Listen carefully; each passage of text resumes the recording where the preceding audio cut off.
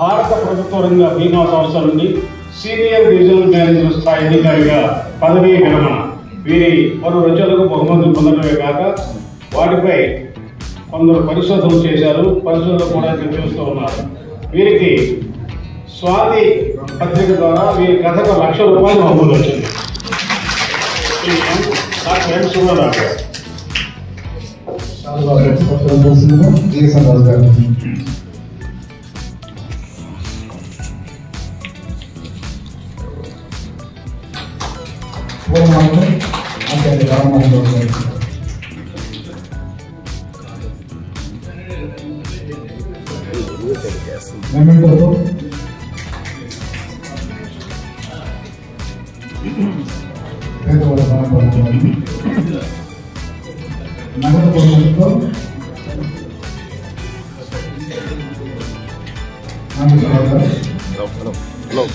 Hello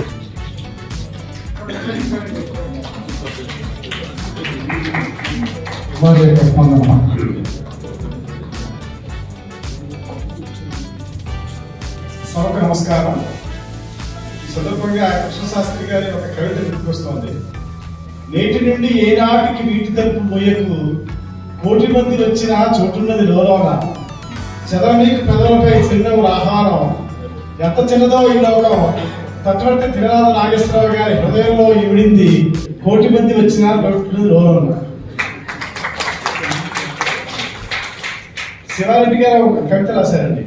వెళ్ళిపోయిన వాళ్ళని గుర్తుపట్టుకోవడం ఒక వేడుక కాదు, ఒక యాగం, ఒక సుదీర్ఘ యుద్ధాన్ని కొనసాగించడం.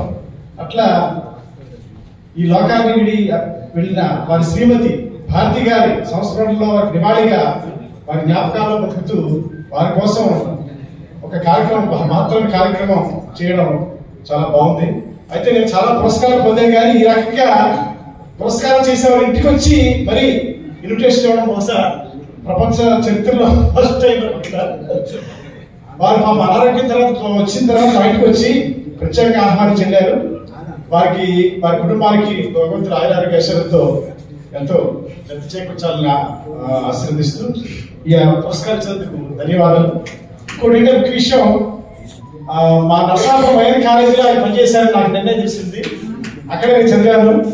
మా గోదావరి జిల్లా బేతవ రామబ్రహ్మం గారు కూడా ఇక్కడ ఉండడం నాకు చాలా సంతోషంగా ఉంది. ధన్యవాదాలు. నమస్కారం.